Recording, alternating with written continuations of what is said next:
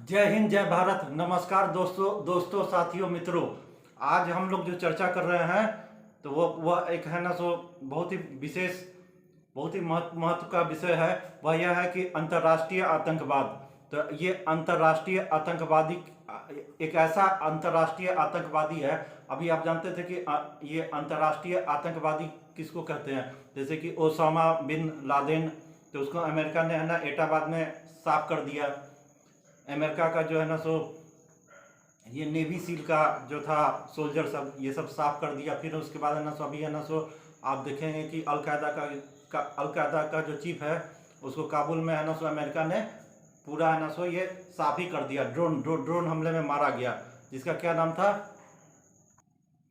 तो आप जानते हैं कि आयमन अल जवारी। तो आयमन अल जवारी ये पूरा अंतर्राष्ट्रीय आतंकवादी ग्लोबल टेररिस्ट है। तो ये इसको अभी है ना अमेरिका ने क्या किया, ड्रोन हमले में मार दिया। तो इसका सफाया कर दिया। काबुल में छिप के बैठा हुआ था, टहल रहा था, बस ड्रोन ही से है ना सो मिसाइल हमला में मारा गया, पूरा एकदम खत्म कर दिया गया। लेकिन हम आज एक ऐसा ग्लोबल टेररिस्ट के बारे में हम लोग बातचीत करने जा रहे हैं जिसका जन्म भारत में हुआ है, भारत में। तो इसका नाम है दाऊद इब्राहिम कासकर। तो ये पूरा ये ना भय खाता है लोग, ये दाऊद दाऊद क्या है। तो ये दाऊद इब्राहिम कासकर, तो इसी के बारे में हम लोग जानते हैं कि ये डी कंपनी या है ना अंडरवर्ल्ड। तो आप जानते हैं कि अमेरिका ने एक बार ना पूरा जो ग्लोबल सर्वे हुआ था तो दुनिया का जो टॉप मोस्ट क्रिमिनल है, आतंकवादी है, तो उसमें ना इसका दाऊद का कितना तीसरा स्थान था। तो अमेरिका ने इसको दुनिया का तीसरा सबसे बड़ा आतंकवादी घोषित किया, ग्लोबल टेररिस्ट। संयुक्त राष्ट्र यूएसए ने इसको ना सो ग्लोबल टेररिस्ट घोषित किया है। भारत ने भी इसको ग्लोबल टेररिस्ट घोषित किया है। और ये है ना 1906 ये इतना खूंखार आतंकवादी है कि अभी भारत में नहीं रहता है, भारत से 1986 में ही भाग गया। तो ये जब है ना पुलिस का दबिश पड़ा, बम्बई पुलिस का, तो उसी समय इसका दबिश पड़ा। तो ये है ना 1986 में ही भारत छोड़ के भाग गया था। कहाँ गया? पाकिस्तान। इसका पाकिस्तान ठिकाना बना। तो ये 1986 से क्या कराची में रहता है। फिर इसको सुनने में आता है कि दुबई में भी इसका ठिकाना है। तो ये ग्लोबल टेररिस्ट है। तो इसी के बारे में हम लोग चर्चा कर रहे हैं, ये दाऊद इब्राहिम कासकर। तो इसी का पूरा है ये बायोग्राफी क्या है। तो ये ना महाराष्ट्र के रत्नागिरी जिले में इसका जन्म हुआ था, एक मुस्लिम फैमिली में। और इसके पिता क्या थे? मुंबई पुलिस में कांस्टेबल। तो ये इसके पिता मुंबई पुलिस में एक साधारण से कांस्टेबल थे। तो ये मुंबई पुलिस के कांस्टेबल का बेटा है, जिसका नाम है दाऊद इब्राहिम कासकर। तो देखिए, साधारण सा परिवार में जन्म लेने वाला एक साधारण सा बच्चा, जिसको है ना सो दाने दाने का मोहताज था। और है ना सो ये है ना उसके माता पिता तो ठीक थे, पिता तो ठीक ही थे, ये मुंबई पुलिस में कांस्टेबल थे। लेकिन ये है ना सो इसका पढ़ाई लिखाई में मन नहीं लगता था, गलत संगत में शुरू बचपन में ही पड़ गया। और इसको है ना सो चोरी डकैती इस समय शुरू में हो गया। और फिर आप जानते हैं कि उस समय मुंबई का 60-70 के दशक में क्या 70 के दशक में मुंबई का में जो वंडर वर्ल्ड था, उसका डॉन था कौन था? हाजी मस्तान। तो ये है ना इसका गुरु कौन है? हाजी मस्तान। जो वहाँ उस समय क्या जो है ना सो मुंबई जो है ना का ना सो अंडरवर्ल्ड का जो डॉन था। अभी तो दाऊद इब्राहिम है, क्योंकि उस 60-70 के दशक में कौन था? हाजी मस्तान, करीम लाला। तो ये है ना उसी से अपना है ना सो उसी के गैंग में शामिल होके सारा है ना सो स्मगलिंग का गुड़, हत्या, फिरौती, एक्सटॉर्शन, ये सब का गुड़ सब सीखा था। इसका गुरु कौन है? हाजी मस्तान, करीम लाला। तो उसी के गैंग में शामिल हो गया। तो इसको पढ़ाई लिखाई में मन नहीं लगा, गलत सोहबत में पड़ गया, शराब सिगरेट जुआ डकैती चोरी छिनताई इस सब में ही लगता था। बाद में क्या हुआ, अपने आप को जब देखा कि है ना हमको और आगे बढ़ना है, तो हाजी मस्तान जो उस समय का अंडरवर्ल्ड डॉन था, या है ना सो करीम लाला, ये सब के गैंग में शामिल होके और भी अपने आप को छोटे से बड़ा है ना सो एक है ना सो क्रिमिनल बन गया मुंबई। तो ये है ना सो ये आज के डेट में तो ग्लोबल टेररिस्ट है, अंतर्राष्ट्रीय आतंकवादी, भारत से भाग चुका है। तो ये 1986 में ही भारत से इसको भगा दिया गया। अब भारत से तो भाग गया, तो दुबई में रहता है, नहीं तो है ना कराची में रहता है। और इसका काम क्या है? तो देखिए, ये तो है ना डी कंपनी। आप डी कंपनी जानते हैं? तो ये कंपनी बनाया था, तो 80 के दशक में ही यह कंपनी बनाया था, जिसका नाम था डी कंपनी। तो ये डी कंपनी, जिसको आपको कहते हैं अंडरवर्ल्ड डी कंपनी। तो ये कंपनी बनाया था। कंपनी का क्या धंधा है? देखिए, एक ऐसा कंपनी बनाया जिसमें कंपनी का काम क्या करता है। तो देखिए, कराची में बैठा हुआ है, दुबई में बैठा हुआ है, लेकिन सारा काम है ना भारत में ही करता है। ये डी कंपनी का सीईओ है, चेयरमैन है। और क्या करता है तो देखिए इसका है मुख्य पेशा है इस डी कंपनी का, क्या नाम है, क्या क्या पेशा है तो हत्या करना, हफ्ता वसूली होता है, यह ना एक्सटॉर्शन होता है, किडनैपिंग। तो ये देखिए डी कंपनी का काम है किडनैपिंग करना, हत्या करना, रंगदारी वसूलना, हफ्ता वसूली। और उसके बाद यही नहीं, ये है ना सो स्मगलिंग में भी इसका हाथ है, स्मगलिंग में भी ये पूरा हाथ आजमाया। तो सोना गोल्ड के स्मगलिंग में इस पूरा है। तो हम जानते हैं कि बंबई में जो पोर्ट है, समुंदर का किनारा पोर्ट है, यहाँ से कितना सामान एक्सपोर्ट इंपोर्ट होता है। तो यहाँ पर देखिए स्मगलिंग का अड्डा है, तो इसमें स्मगलिंग में भी काफ़ी इसका है ना सो बहुत बड़ा है ना सो ये योगदान रहा है। तो गोल्ड के स्मगलिंग में भी ये पूरा है ना इसका है ना सो पूरा ये हाथ रहता है, उसमें भी इसका है ना धंधा करता है, सोना का स्मगलिंग। फिर ड्रग ट्रैफिकिंग, यानी कि ना जितना भी नशीली पदार्थ है ये सब का सप्लायर है। तो ये पूरा ड्रग्स का पूरे मुंबई में यही नहीं, यही ड्रग्स का मुंबई में ही नहीं, ये पूरा यूरोप तक में है ना सो ये है ना सो ड्रग्स का सप्लाई करता है। नशीली पदार्थ जितना भी होता है अफगानिस्तान में, अफीम, चरस, गांजा या आप हीरोइन से लेके जितना भी है ना ये ड्रग्स का है, नशीली पदार्थ का, इस सब का धंधा करता है। अब भारत में ही नहीं, भारत के ही युवा को नहीं बर्बाद करता, ये पूरा यूरोप, अमेरिका से लेके अनेक देश है ना सो जो रूस, ये सब में है ना ड्रग्स का जो अंतर्राष्ट्रीय महफिल बनता है, बड़े बड़े पब होते हैं, डिस्को है, डिस्कोथेक में ड्रग्स का जो ये होता है, जो आजकल के युवा सेवन करते हैं ड्रग्स का, तो इस सब का सप्लायर है, ये मुखिया यही है दाऊद। तो ये दाऊद का जो कंपनी है नशीली पदार्थों का कारोबार करता है, किडनैपिंग का, स्मगलिंग का, एक्सटॉर्शन का। और फिर उसका ये प्रॉपर्टी है ना, प्रॉपर्टी डीलिंग में ये है ना जमीन जायदाद का झगड़ा झंझट होता है, ये रियल एस्टेट, ये सब में भी है ना सो ये रियल एस्टेट, ये सब का भी कारोबार में इसका हाथ है होता है। और जब ये सबसे आगे बढ़ गया तो इसका सट्टेबाजी में इसका हाथ, इसके भी हाथ आजमाने लगा। तो देखिए हवाला का है ना, जो आप जानते हैं कि हवाला जो रैकेट होता है, ये है ना सो जाली नोट का बांग्लादेश से या है ना पाकिस्तान से जो जाली नोट का खेप आता है, तो इसमें भी इसका हाथ है। ये हवाला का या है ना मनी लॉन्ड्रिंग जो होता है ये सब में तो करता ही है। सट्टा बाजार में भी इसका काफी हाथ है, क्रिकेट का सट्टा हुआ, आईपीएल का सट्टा हुआ, तो इस सब का ही सट्टेबाजी का भी पूरा ये मुखिया है।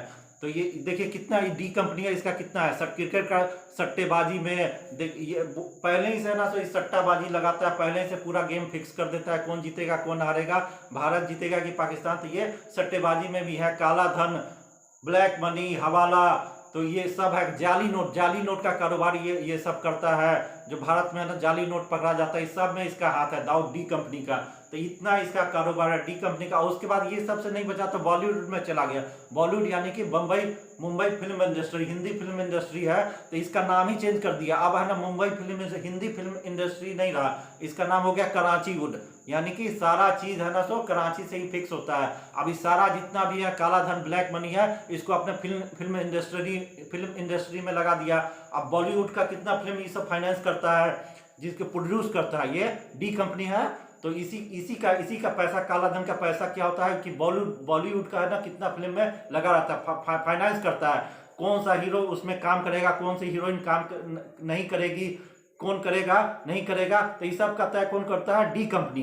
तो डी कंपनी तय करता है कि यानी कि पूरा फिल्म, बॉलीवुड के फिल्मों में भी पूरा है ना पैसा लगाता है, और ना सट्टेबाजी में लगाता है। और या ना देखिए आप है ना गुलशन कुमार का मर्डर कौन हुआ था, तो इसमें भी है ना सो डी कंपनी का ही हाथ था, डी कंपनी का ही था अबू सलेम, तो उसी ने है ना सो गुलशन कुमार का हत्या करवाया। और इसका है ना सो नदीम सरवन का नहीं है जो म्यूजिक डायरेक्टर, तो वही नदीम, तो इसी का हाथ है। तो ये है ना सो गुलशन कुमार का मर्डर करवाया, इसमें दाऊद का हाथ है। उसके बाद फिर है ना सो आप जानते हैं कि दिव्या भारती जो बहुत ही खूबसूरत अभिनेत्री थी, और है ना सो काफी चर्चित अभिनेत्री थी, पॉपुलर थी, काफी उनका नाम था, तो उसका भी हत्या कौन कराया, तो ये डी कंपनी। तो डी कंपनी ने ही दिव्या भारती का भी हत्या करवाया। मैंने अनेक घटना कर दिया। इस सबसे बड़ा है ना सो 1986 में तो भाग गया, पाकिस्तान में ही रहता था। ये है ना सो पाकिस्तान का जो है ना सो खुफिया एजेंसी है, तो उसी का ये है ना सो कठपुतली बन गया है, पाकिस्तानी सेना का, पाकिस्तानी सरकार का। ये जो है ना खुफिया एजेंसी है, पाकिस्तान का जो खुफिया एजेंसी है ISI, तो आईएसआई तो उसी का ही चमचा है, उसी का एक तरह से नौकर दलाल बन के है, कराची में बैठा हुआ है और सारा संरक्षण इसको आईएसआई जो है ना पाकिस्तान का खुफिया एजेंसी ये देता है, सारा इसको संरक्षण देता है और खाली जाली नोट का कारोबार ये सब करवाता है। आई सब से जब बढ़ गया तो 1993 में क्या हुआ, बंबई में जो सिलसिलेवार बम धमाका हुआ, बम्बई है ना, सो बम ब्लास्ट, तो इसका मुख्य आरोपी है। तो कौन किया बंबई में 1993 में जो बम्बई बम ब्लास्ट हुआ था, उसमें लगभग 300 लोग मारे गए थे, 300 लोग मारे गए थे। तो उसका कौन जिम्मेवार है, ये दाऊद इब्राहिम जो है ना, दुबई से कराची में बैठ के पूरे बंबई को दहला दिया। वहां पर लगभग 300 लोग मर गए, कितने बिल्डिंग है ना क्षतिग्रस्त हो गए, कितना पूरा बंबई में एकदम तहलका धमाका से पूरा गूंज उठा। तो इसमें किसका हाथ है, ये दाऊद इब्राहिम का। तो देखिए ये डी कंपनी है जो अंडरवर्ल्ड है, इसका कितना हत्या में, रंगदारी में, एक्सटॉर्शन में, गोल्ड के सोना के स्मगलिंग में, ड्रग ट्रैफिकिंग में, यानी कि नशीली पदार्थों का भी करता है, ब्लैक मनी का, मनी लॉन्ड्रिंग, जाली नोट का कारोबार करता है। ये बॉलीवुड में भी है ना, सो फिल्म को फाइनेंस करता है, कौन हीरो बनेगा, कौन नहीं हीरोइन बनेगी, कौन डायरेक्टर किस फिल्म को प्रोड्यूस करेगा, कौन है ना यहाँ से हटेगा। तो पूरा बॉलीवुड का सर्वे सर्वा यही डी कंपनी है, इसी का आदमी सब है, जो स्टाफ है इसका कर्मचारी यही फिक्स करता है। तो देखिए इतना काम करता है, मर्डर भी करता है गुलशन कुमार का, दिव्या भारती का, जो इसका ये नहीं हुआ, ये है ना, सो ये भी कहा गया है कि इतना पावरफुल है, इतना पैसा हो चुका है इसके पास, इतना पावरफुल है कि इसके एक आदेश पर क्या हो, कभी होता था कि इसके एक आदेश पर मुंबई का कमिश्नर तक बदल दिया जाता था, इतना पावरफुल है ये पूरा। ये सब है ना, तो ये है, ये नेता है, ब्यूरोक्रेट है जो है ना, सो ब्यूरोक्रेसी है, नेता है, ब्यूरोक्रेसी है जो है ना, सो अधिकारी है, फिर उसके बाद है ना, सो नेता अधिकारी, और उसके बाद ना क्रिमिनल, ये सब का सब गठजोड़ है जो पूरा है ना, सो पूरा ये सब में सब शामिल है। अकेले दाऊद नहीं शामिल है इसमें, पूरा नेता जितने भी बड़े बड़े जो पार्टी है उसके नेता है, अधिकारी शामिल है, और इसमें पूरा ये क्रिमिनल, ये सब जो है आतंकवादी, ये सब डी कंपनी का आदमी सब मिलकर ये सब काम करता है। और इतना ये करता है कि इतना इसके पास पैसा हो गया, इतना इसका ये ताकत हो गया कि इसके आदेश पर ना मुंबई का कमिश्नर तक बदल दिया जाता था। तो ये इसका इतना ताकत है, भय खौफ खाता है कि पूरा है ना, ये है ना, सो ये जो है ना प्रॉपर्टी का जो कारोबार होता है, इसमें पूरा इसका हाथ है। कौन सा जमीन विवादित जो जमीन होता है, झगड़ा झंझट का जमीन होता है, सबको सलटाता है। ये रियल एस्टेट का कारोबार सबको करता है। ये तो ग्लोबल टेररिस्ट हो गया पूरा।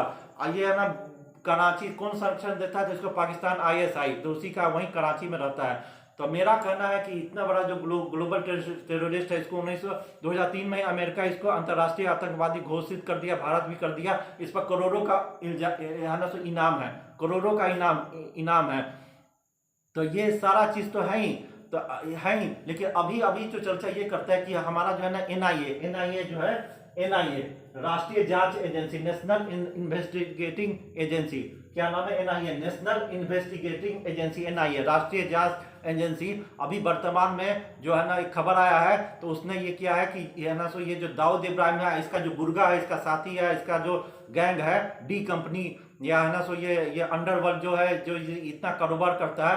तो ये एनआईए ने कहा है कि है ना, सो अगर जो व्यक्ति या जो भी एजेंसी अगर है ना, सो हमको पता बता देगा कि ये दाऊद इब्राहिम है और उसका जो गुर्गा है, साथी है, सब कहाँ है, तो उसका ठिकाना कहाँ है, तो उसको इनाम घोषित करेगा। तो देखिए एनआईए जो राष्ट्रीय जांच एजेंसी है, उसने घोषणा की है कि है ना, सो ये जो है ना, सो जो भी है ना, सो पता बताएगा ये दाऊद का, उसका साथी गुर्गा जो गैंग है, तो उसका जो है ना, सो पता बताएगा, तो उसको है ना इनाम दिया जाएगा, इनाम।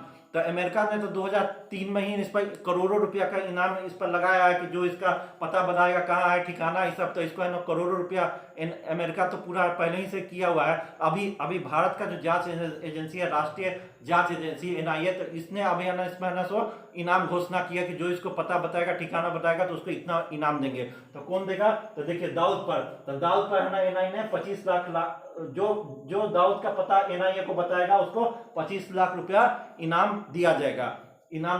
फिर है ना छोटा शकील, देखिए इसका दाहिना हाथ है छोटा शकील, तो किसका है, दाऊद का दाहिना हाथ छोटा शकील, तो इस पर 20 लाख रुपया का इनाम रखा है एनआईए। तो राष्ट्रीय जांच एजेंसी दाऊद पर 25 लाख, छोटा शकील पर 20 लाख। इसका देखिए अनीस इब्राहिम, इसी का है ना और भी है, तो भाई है या जो भी है, अनीस शेख इब्राहिम, तो इस पर अनीस इब्राहिम, ये जावेद पटेल, देखिए सब इसका गुर्गा, डी कंपनी का है, गुर्गा है सब है ना, जो डी कंपनी है तो उसी का है ना, सब है ना, सब अधिकारी सब है।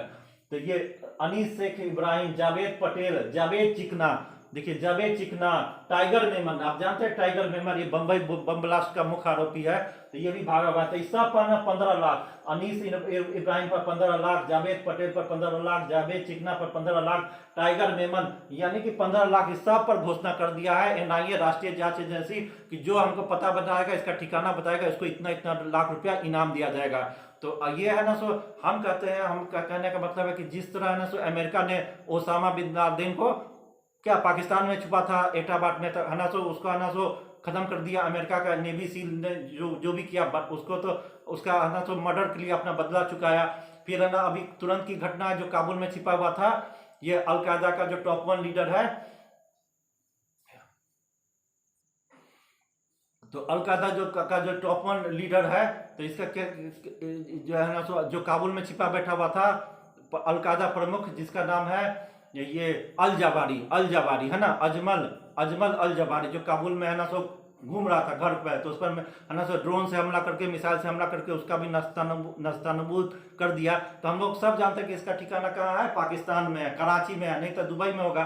तो भारत को भी चाहिए कि भारत भी इस पर है ना, सो ड्रोन से हमला करे। अब भारत के पास राफेल जैसा है ना, सो अति आधुनिक हाइपरजेट है, ये एयरक्राफ्ट है, तो इससे है ना, सो कराची तक इसका पहुंच है, तो इसका भी ठिकाना मालूम करके इसको भी है ना, सो मिसाइल अटैक से या है ना मार देना चाहिए। अभी है ना, ये भारत सरकार को ये फैसला ले लेना चाहिए कि दाऊद इब्राहिम जो कराची में छुपा बैठा है, इसका ठिकाना कहाँ है, वहां पर मिसाइल से इसको अटैक करके, जिस तरह अमेरिका ने है ना, सो अल जवारी को सफाया किया, ओसामा बिन लादेन को भी किसी तरह है ना, जिस तरह है ना सफाया कर दिया, उसी तरह इसका दाऊद इब्राहिम का भी सफाया हो जाना चाहिए। इसको भी मिसाइल अटैक, ड्रोन से है ना, सो अति आधुनिक ड्रोन से इस्तेमाल करके भारत सरकार, भारत का सेना भी इसका ना सफाया करते हैं। भारत का जो ना वायु सेना है, इसको ना मिसाइल हमला में मार के इसको नस्तानबूद कर दिया। भारत कर सकता है, भारत के पास राफेल जैसा है ना, सो फाइटर जेट है, उसका पहुंच कहाँ है, कराची तक है, चाहेगा तो इसको कराची में ही इसको सल्टा दे। तो जिस तरह अमेरिका